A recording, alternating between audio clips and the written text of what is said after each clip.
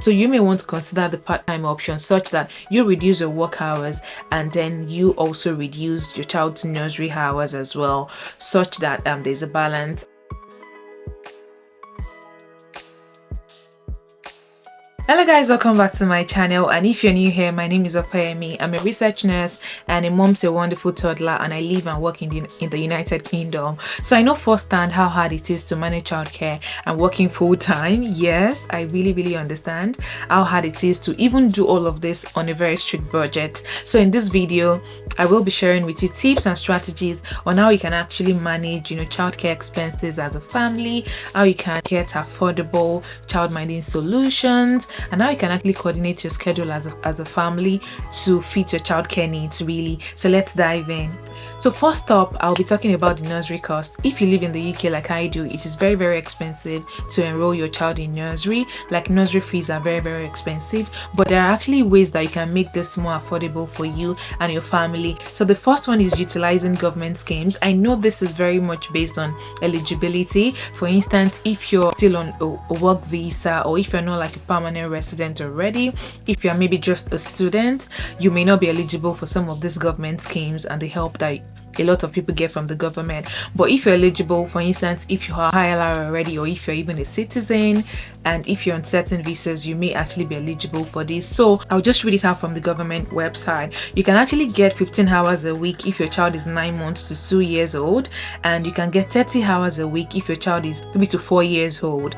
So there are certain government schemes that are available to just help with childcare costs really. And eligibility obviously has to do with your status in the UK as the parent. And yeah, but if you're eligible, especially if your child is between 9 months and 2 years old, they will be eligible, as announced recently by the government, for 15 hours, and that could even be extended to 30 hours from September of 2025. And presently, if your child is between 3 to 4 years old, they're eligible for 30 hours free childcare per week. And the way you could do this, you could actually get a code from the government website and then register with your nursery and let them know that your child is eligible for this this number of hours, and then you let them know the code as well, and those fees would automatically be deducted from how much you'll be paying for your child's nursery, and the balance is what you will now have to pay. So that really helps really with childcare costs. The other one is utilizing tax-free childcare. Again, eligibility matters now, because certain people are not eligible for this based on their visa status in the UK. But if you're eligible, you may want to also explore this method. So for tax-free childcare, this is where the government, for every £8, for instance, that you put in your childcare pot, the government adds £2 to it. So the government pretty much adds like 20% childcare cost. So you had 80% and the government had 20% to the pot for your childcare cost really. And that really helps because it can actually go up to, I think the maximum is £2,000 per year. So that's exactly a lot of money. That really helps in my own opinion. And for people who are eligible, I think that would really help to cut down on how much you spend on childcare. So still talking about nurseries, the next thing I will talk about is choosing the right nursery. I want to believe that a lot of people do not even know that nursery prices are not like fixed. So fees vary across different nurseries. So you would have to like visit various nurseries or ring them up or send them an email to actually know the actual cost. It was when we started shopping around for nursery for our son that we realized that the cost was different across different nurseries. I believe strongly that it's beneficial for you, especially if you're on a very strict budget, to go around, visit as many nurseries as possible. Obviously you have to book for a visit, but visit them. Also look around, ask people for referral, and don't just jump and enroll your child immediately to the very first nursery that you visit. Make sure that you go to several places. In our own instance, I remember when we were shopping around for nurseries, I think I visited at least 5 nurseries. And it's so funny because at that time a lot of them did not even have slots. Like, they kept saying, oh, we don't have a slot, or the ones that had slots would say, oh, we only have 1 day slot. I think the maximum I got was a 2-day slot. No one actually had like full-time nursery slot for our son at that point in time. And a lot of these ones that did not even have the slot were like very expensive. I remember one that I really loved told me pay, and the cost is £82 per day. I went to one that said their fee was maybe 75 per day, one said 70 per day. So they all have different fees really. And it's so funny because the one that we eventually now use, which was, it was just by miracle that we even found out there was a nursery, there. We were almost stranded at that time, and that was the cheapest of them all. It wasn't like extremely cheap, but you get what I mean. Like, it was about £3 or even £5, cheaper than the other ones that we visited. So I would say that try as much as possible to start searching early. So don't start searching when you actually need the nursery. Like, for instance, if you're on maternity leave, don't start looking around for nursery when you're about to resume work, because that was what happened in my instance. Like, I did not start searching early, but thank God that I wasn't like really stranded, because I could have been stranded. So make sure that as soon as you have your baby, you're already looking around for nursery, so you have ample time to search, and you're not in a rush to put your child in the nearest nursery just because it is like the only option you have. If you have enough time to search, you would have several options to choose from, and then you could even find out that some are actually very much cheaper than the one closer to you. And also, do not only look at nurseries very close to the house. I know a lot of people say, oh, it's better for your child to attend a nursery that is very close to your house. Sometimes the closest to you can be really expensive. So if you're able to like move like a mile further, that would actually help. For instance, ours is not like really close to the house. Like the nursery our son attends is not really close to the house, but it's kind of closer to my place of work. So on my way to work, I can pretty much just drop him off, but it's actually cheaper for us compared to the other ones that are really close to the house. So I would say that as much as it's good to have your child's nursery really close to the house, when we're talking about being on this very strict budget now, you may want to consider one that may actually be close to your workplace, so that on your way to work you can actually drop off your child, especially if that one is the cheapest option that you have available to you. So you may want to consider that. So the next thing I'll talk about as regards nursery is considering part-time options. So I know a number of people like in my circle who like started their children or their child on full-time nursery, and over time they had to like reduce it gradually to like say 4 days and then 3 days and maybe 2 days, and they have now had to like reduce their own work hours as well. So I know a couple of people that they were working full-time like 37.5 hours or even 40 hours, and they had to reduce to 30 hours, such that they would only have to work for 3 days a week, and their child would go to nursery for 3 days a week, and the other days in the week they can be home with their children. So you may want to consider the part-time option, such that you reduce your work hours and then you also reduce your child's nursery hours as well, such that there's a balance. I know another couple that what they do is, so that their child attends nursery for 3 days a week, the wife works 4 days a week, and the husband works 4 days a week. And this is very amazing. I love how they've done there, such that the child goes to nursery Monday, Tuesday and Thursday. The wife does not work on Wednesdays and the husband does not work on Fridays. So when they are not home, the child is in nursery for only 3 days, and the other 2 days it's either the wife would stay with the baby or the husband would stay with the baby. So that way they're able to like only pay for 3 days, and even with the 3 days they're able to get like the tax-free childcare and of course utilize some of the government schemes. So you may want to consider part-time options as well for you, for your partner, and of course for your child in nursery as well. So let's go to the next section, and I will be talking about finding affordable child minding services. So this can also be very challenging, but it can also be very helpful. So I was actually talking to someone recently, and they told me their child attends nursery 3 days a week, but the other 2 days they use a childminder, and the childminder is extremely affordable, the one they use. So they told me the childminder actually charges them £45 per day, and in nursery they pay £70 per day for their daughter, and that really makes a lot of sense. So the child spends 3 days in nursery, and the other 2 days they're able to like cut down like another £30 each for those 2 days. So that's about, they're saving about maybe £50 to £60 from those 2 days alone. So you may want to consider also like hiring a childminder or a babysitter. Now this is very difficult, or it could be a bit challenging finding the right person for your child, and I would say just ensure that you're going to the right website, ensure that whoever your services you'll be using, that person is like certified, check their rating, check that they've got first aid qualification or certifications. Do like your own due diligence.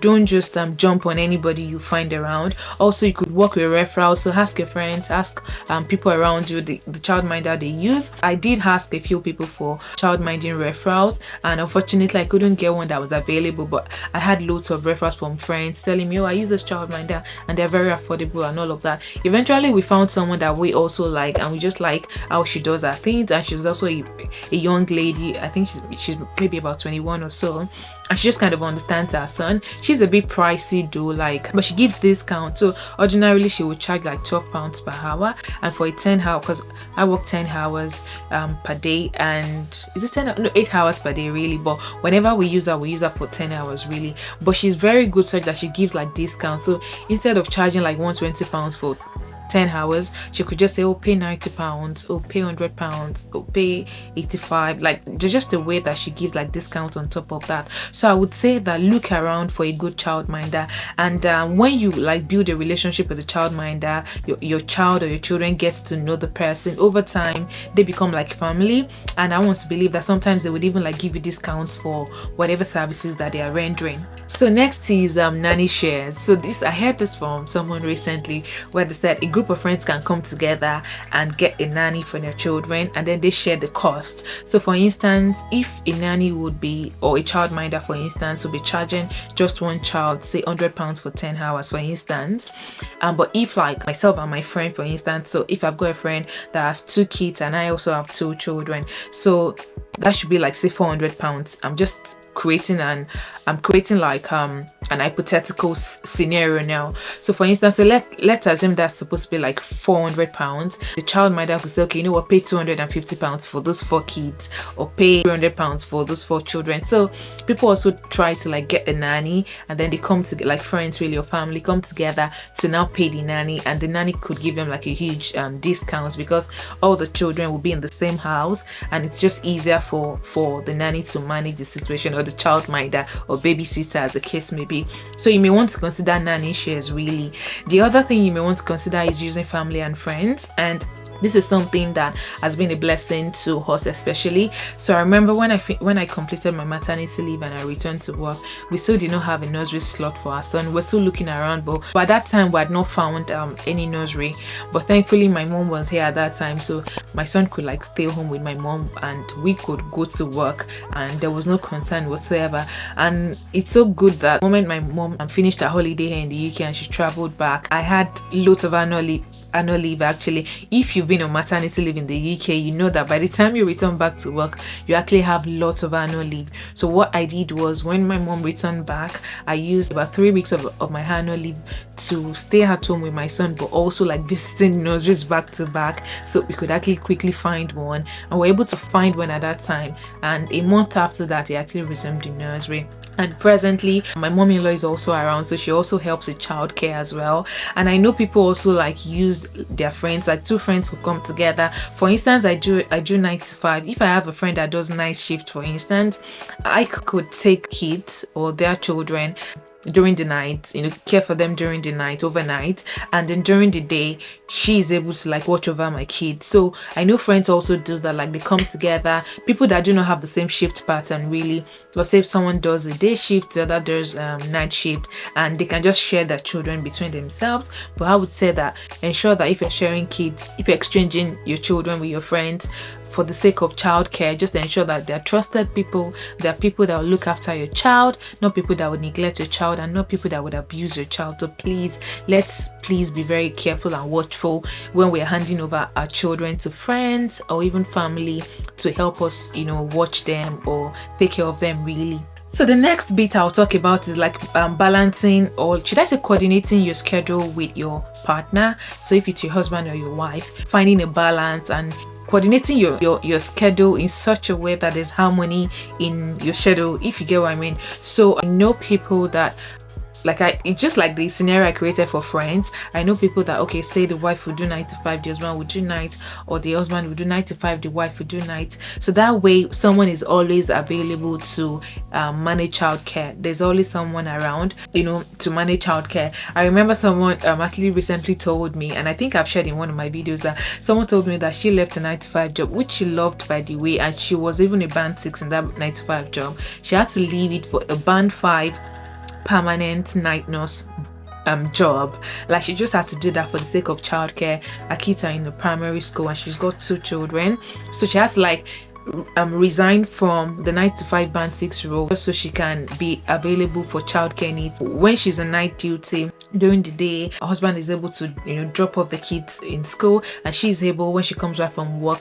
in the morning, she can actually pick up the children from school in the afternoon. And she's realized that it makes a lot of sense for this phase of her life, as against having to do 9 to 5 and husband also doing 9 to 5. So for couples as well, you could also like look at how you can actually manage that. Like, if both of you are, you know, doing the same schedule, would you like to like switch? So if both of you are doing day shift or doing night shift, do you want to switch so that you do opposite shift? Or do you want to like for instance, some people would not take their annual leave together as a couple. Maybe if they're going on holiday, yes, but if they're not like going on holiday, they would not take their annual leave at the same time, if you get what I mean. So someone can, like, the wife could take her annual leave, say when their child or their children are on break from school, and the next time they'll be on break, the husband could take the annual leave, and they could just keep switching and all of that. But of course, if they're like going on maybe a holiday, they may have to like take the annual leave at the same time.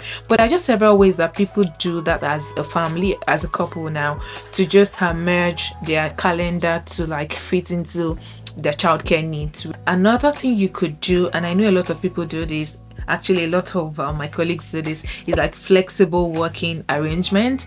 So a lot of employers are very, very like open-minded to flexibility, especially for parents. And it is also like very, very good if you're able to like walk up to your manager or send an email to your manager explaining how flexible working would help you with your childcare needs. Obviously, if you have like younger children, they may not approve that. Like, for instance, in my situation, they wouldn't approve that because my child is still very young. He's 20 months old, and my manager actually told me, while like she's very kind, by the way, but she was just like, there's really no way you can work from home with a toddler of that age. Like, maybe when he's a bit older, say like he's 5 or maybe about 7 or 8, no, you can be home with them and they wouldn't like distract you so much. But when you have like a child that isn't even like 20 months, it's not even 2 years yet, like there's really no way you can work from home. So I know that asking your manager for a flexible working arrangement could be a bit tricky, but if your children are a bit older, then you may want to consider that, really, because